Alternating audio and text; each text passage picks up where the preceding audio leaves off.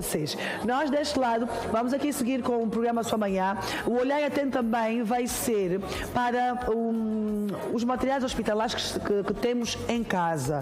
Sim, muitos de nós têm materiais hospitalares em casa e, claro, por uma questão de segurança, prevenção de alguma situação, de algum acidente, mas é necessário termos aqui cuidados, alguns cuidados a ter em conta e muitas vezes até em como desfazermos destes materiais. E é um pouco sobre isso que nós vamos falar, porque variedíssimas vezes nós pedimos a vocês que tenham uma caixa de primeiros socorros, mas será que têm tido os cuidados mais certos?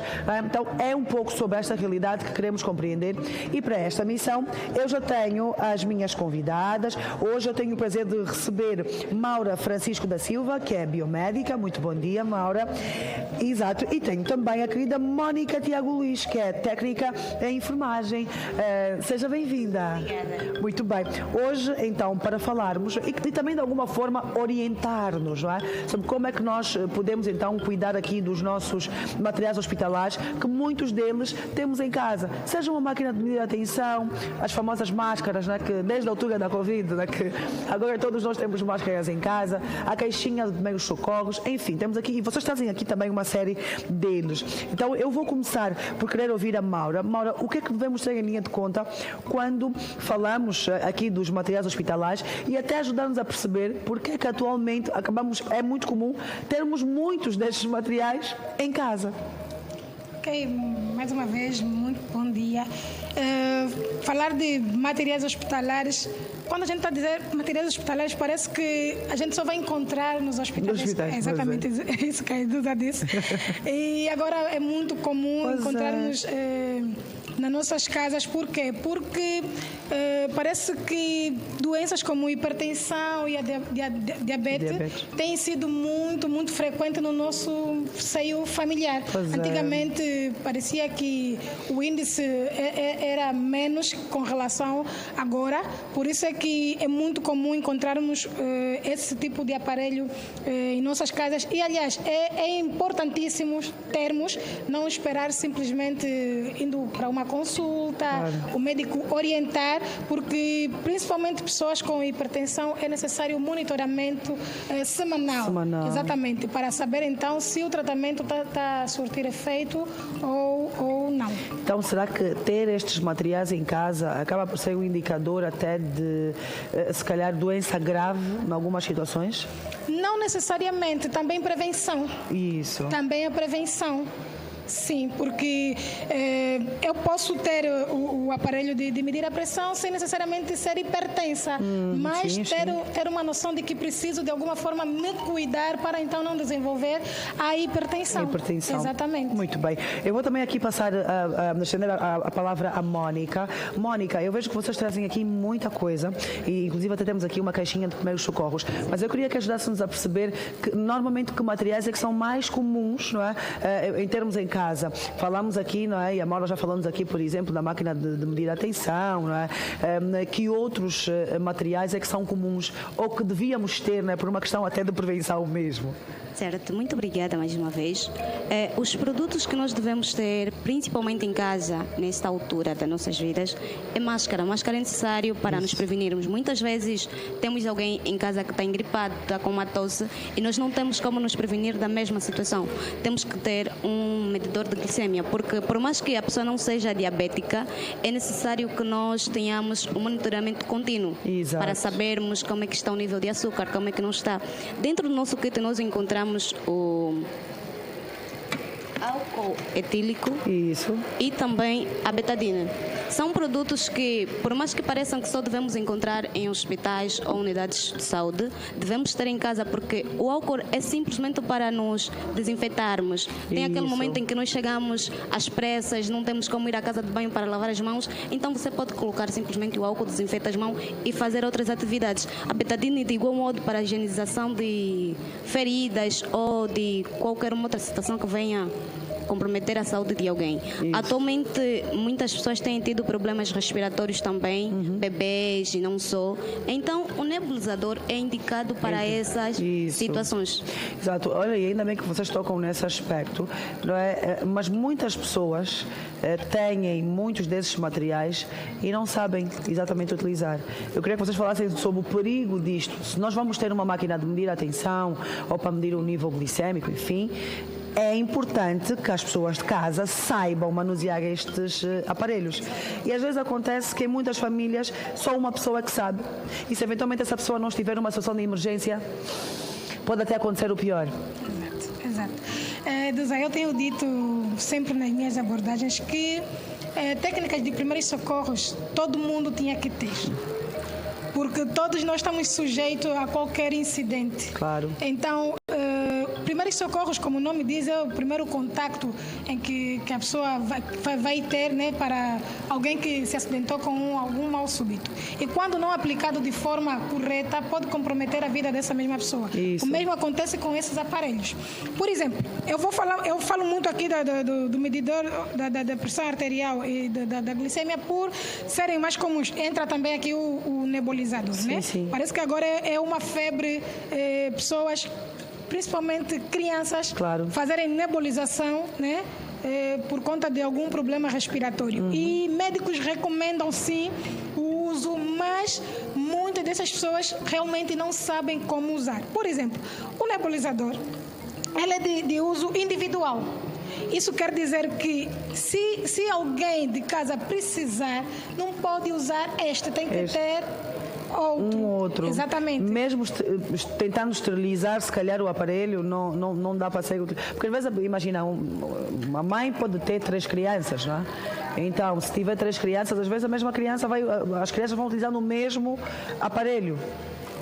Podemos até esterilizar o material, mas é aconselhável que a máscara seja de uso individual. Exatamente. Okay. Esta, por exemplo, ela vem 2 máscaras. Muito bem. Dá apenas para 2 pessoas. Exatamente. Para mesmo prevenirmos, né, é melhor que tenha a máquina, mas pelo menos 2 ou 3 máscaras. Exatamente. Okay. E ao fazer o uso, depois de usar, deve lavar e secar, só depois guardar. Ok, muito bem.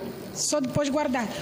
Para o aparelho de pressão arterial, por exemplo, ao aferir a pressão arterial, eu não posso estar a falar e ao mesmo tempo aferir a pressão arterial. Okay. Exatamente. Lá em casa é bom que estejamos bem atentos, porque são situações que ocorrem diariamente em que a pessoa pensa que é normal, mas acaba comprometendo o resultado então do mesmo exame ou da mesma técnica. Porque, por exemplo, a Edusa está a falar aqui agora e eu venho aferir a pressão arterial, eu posso ter um resultado totalmente diferente daquilo que é o normal. E se eu não tiver esse tipo de conhecimento, eu vou, de certa forma, passar aquilo ou padronizar que este é o resultado da pressão da Edusa, enquanto que é por alguma atitude mal feita. Então, não aferir a pressão arterial por cima de roupas, principalmente roupas apertadas. A pessoa tem que estar sentada, com as costas bem encostadas, relaxada. Se caminhou, tem que descansar pelo menos 10 ou 15 minutos e vai aferir a pressão arterial. E para isso é necessário que o membro da família que vá fazer o procedimento saiba de todas essas questões. Então vamos vendo que até, se calhar, muitos de nós que vai cometendo pequenos erros, não é, em casa. Então é muito importante termos atenção a isso. Que quando, por exemplo, falou do nebulizador, se não cumprirmos com esta regra, podemos até trazer infecções e muitas outras coisas, agravar ainda mais a situação de saúde. Exatamente. Olha, Mónica, em relação ao cuidado, não é, ao guardar estes materiais, não é, que cuidados é que as famílias devem ter lá em casa? Aonde é que nós podemos então acondicionar? Porque é importante também sabermos que muitas das vezes não são bem guardados e depois estraga-se, e principalmente também aqui a questão da validade. Nem sempre se percebe a validade, a pessoa tem aí os medicamentos, só quando acontece alguma situação vai ver, está caducado. Então eu queria que falasse um bocadinho sobre esse aspecto. Certo. É importante que lá em casa saibam que os produtos devem ser bem conservados, principalmente em lugares seguros, distante do alcance das crianças. Não devem ser expostos à poeira, devem estar em temperatura ambiente, principalmente, porque senão acabamos estragando os aparelhos antes do tempo previsto. Para produtos que têm uma data de validade, é sempre bom verificar a data de validade para não utilizarmos um produto que está já fora da data de validade, o que pode condicionar também o nosso estado de saúde. Então, olha, são aqui variedíssimos aspectos que precisamos ter em conta. Nós estamos a chegar ao finalzinho do nosso momento, mas Maura, vou querer ouvi-la para fechar e deixar aqui um último recado a quem nos esteja então a acompanhar. Dizer que é importante priorizarmos saúde, o cuidado, e aconselho lá em casa, quando não se tem certeza da técnica a executar, não faça por segurança. Exato. Porque podemos comprometer a saúde da pessoa que queremos de alguma forma salvar, né? Queremos monitorar. Então, se não tiver certeza, procure alguém experiente e peça ajuda. Caso não, leia as instruções, porque cada aparelho tem uma bula informativa. Exatamente. É importante que as pessoas também passem a ler as instruções e sigam ao pé da letra, porque se de alguma forma o fabricador colocou essa bula informativa, é para nos guiar mesmo, nos ajudar.